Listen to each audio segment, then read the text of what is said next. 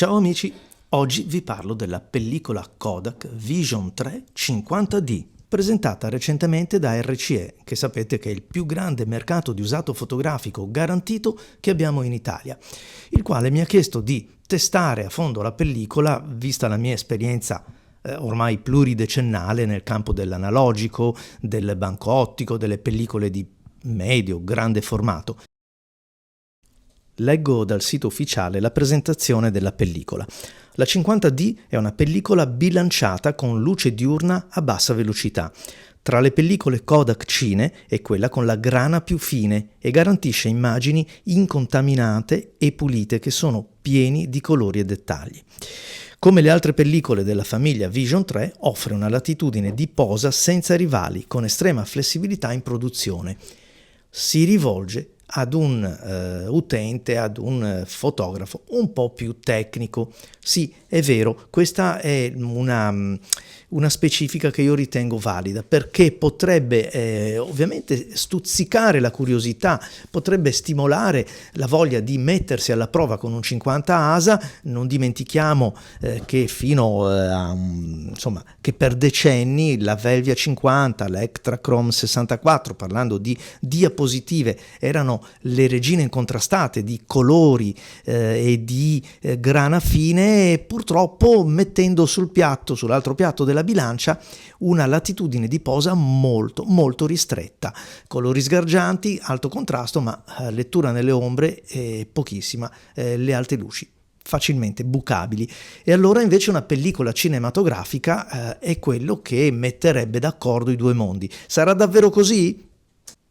Per capirlo non c'è altra soluzione che metterlo alla prova niente po' di meno che sulla Pentax 67, che ha masticato centinaia di rulli per l'appunto Velvia oppure Ektachrome. E allora, grazie al formato panoramico, già, anche questa è un bel tiro che ho fatto al laboratorio per metterli alla prova. Fa parte di un quartetto di pellicole che vengono confezionate da un'azienda italiana che si chiama DP66, che è anche colei che si occupa poi dello sviluppo di questa pellicola cinematografica, la ribobina e ci mette a disposizione, grazie a questa collaborazione con RCE, dei rullini con 4 tipologie di pellicola diversa: quella al tungsteno, la 500 ASA per intenderci, la 250 quella con una sensibilità dimezzata ma molto più duttile, e poi la 50D, una sensibilità bassa per avere una finezza sia nella grana che nella qualità d'immagine complessiva. E non poteva mancare il bianco e nero, la Double X Eastman, eccola qua, quella che, vi dico la verità, preferisco fra tutte, perché il bianco e nero è un po' il mio territorio, il mio ambiente di lavoro consueto con la pellicola. Quando testo una pellicola mi piace farlo a 360 gradi, perché a parole siamo capaci tutti, un 35 mm, sì, lo sviluppano tutti. E io, senza dire niente a questi signori della DP66, li ho messi alla prova, sono stato veramente una canaglia. Pensate, l'ho fotografato, questo l'ho esposto, con la Pentax 67 in maniera panoramica, praticamente un 24x65. E siccome quando faccio i test li faccio bene, è inutile. Insomma, ciao, sono Stefano Medici, bene o male, insomma, poi nell'analogico mi conoscono un po' tutti, sicché ho mandato, come potete vedere, soltanto con i codici, neanche nome e cognome né fotoarte, questi qua. Insomma, credetemi, sono rimasto davvero colpito, perché la professionalità la vedi proprio da queste cose qua. Il tecnico del laboratorio, col quale poi abbiamo fatto una chiacchierata lunghissima, così come col titolare, il signor Emilio, perché più che professionisti, oltre che professionisti, sono appassionati di fotografia. Insomma, mi hanno chiamato per dirmi guardi che abbiamo visto un negativo che nella prima parte dice, o è stato caricato male, oppure è possibile, mi dicevano, che nel caricamento loro della bobina, siccome io l'ho caricato dal 1 millimetro, abbia preso un po' di luce. Ecco, volevo avvertirla. Pensate un po', cose di altri tempi, prova superata alla stragrande, e i negativi parlano da soli, ora li vedremo. Questo è quello che significa, secondo me, provare una pellicola, perché anche il rapporto di riproduzione li ha messi senz'altro rapporto di produzione, il rapporto dei lati li ha messi senz'altro in difficoltà anche con le scansioni, e invece mi hanno fatto una scansione alla pari di quelle delle altre, che magari comporta cambiare una mascheratura, riconfigurare il sistema. Bravi, bravi, bravi. Questo significa superare le prove. La 50D, fra tutte le pellicole, fra queste 4 pellicole, è quella un po' più specialistica. È vero che presenta una grana molto contenuta, ma non è comunque che non si veda o che sparisca. C'è questa leggera grana che comunque fa gioco, è molto gradevole, molto da pellicola di pregio. A me personalmente piace molto. Non ci sono dominanti, sebbene in luce diurna possa risultare potenzialmente un po' bluastra, e allora meglio usare un filtro. I colori sono quelli di una pellicola veloce, perché colori abbastanza saturi, colori comunque vivaci, ma certamente lontani dal grado di contrasto che la pellicola positiva colore offre. Se così dovessimo fare un paragone con il Fuji Real 100 oppure il Portra 160 Kodak, altra pellicola straordinaria, potremmo dire che questa Kodak 50 offre un po' più di contrasto, è un pochettino più dura nei trasienti, i colori sono un pochettino più vivaci, la vedrei senza dubbio meno indicata per il ritratto, ad esempio, però per il paesaggio offre effettivamente degli spunti interessanti. Altra giornata di test, tra l'altro guardate che razza di spettacolo di giornata, anche se l'aria è abbastanza fredda ancora, ma ci sono delle nuvole spettacolari, è giusto proprio quel tipo di paesaggio che serve per mettere in difficoltà la pellicola, ma anche il sensore ancora di più, perché la pellicola senza dubbio ha una spalla maggiore.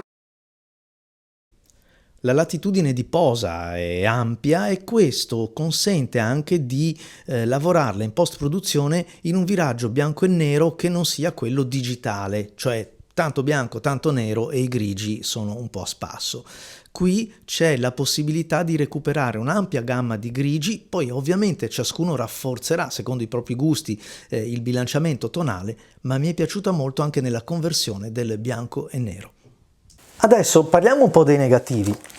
Per prima cosa lasciatemi dire che con decenni di esperienza di laboratorio alle spalle posso dire che questi sono tagliati con precisione.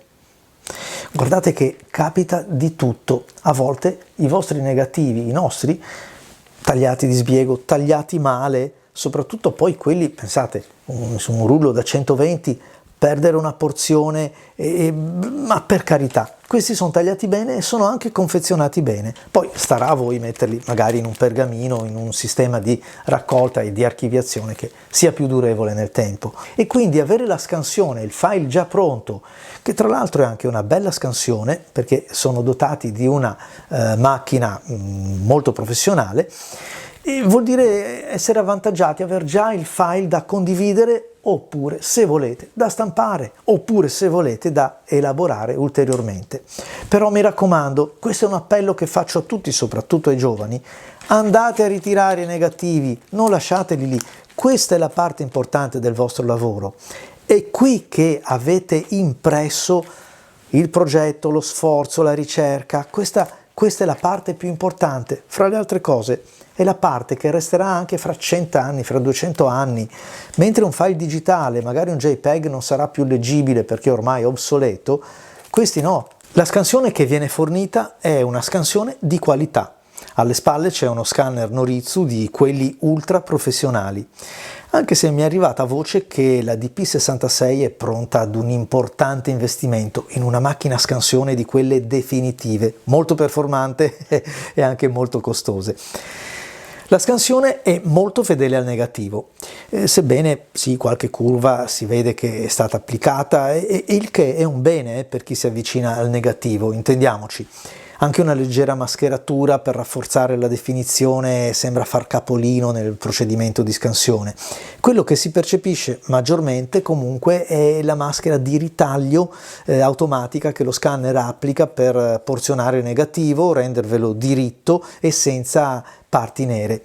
Ma è meglio così, perché se avete mai provato a fare la scansione di un negativo, bisogna posizionarlo, non sempre viene dritto dritto, allora bisogna rimetterlo, riscansionare, fare l'anteprima, poi ritagliare il bordo nero, rifare gli istogrammi.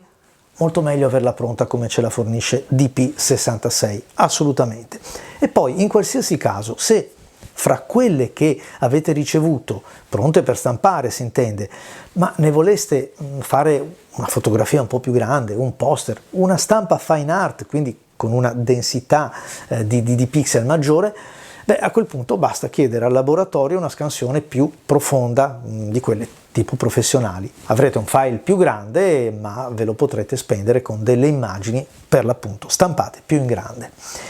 Invece una cosa importante da segnalare è quella della scansione. Per chi non è avvezzo alla scansione, alla digitalizzazione della pellicola, quando ricevete il file potreste avere tra le mani un file un po' scialbo, poco contrastato, con dei colori tendenti un po' allo smortino. Deve essere così.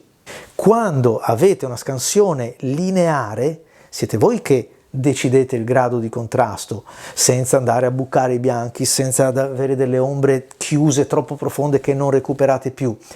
Vi ricordo, sono 4 pellicole, guardate le foto soprattutto, perché le mie chiacchiere possono essere orientative, come tutte quelle degli YouTuber, ma le immagini parlano chiaro e sono incontrovertibili. Ciao a tutti amici e alla prossima!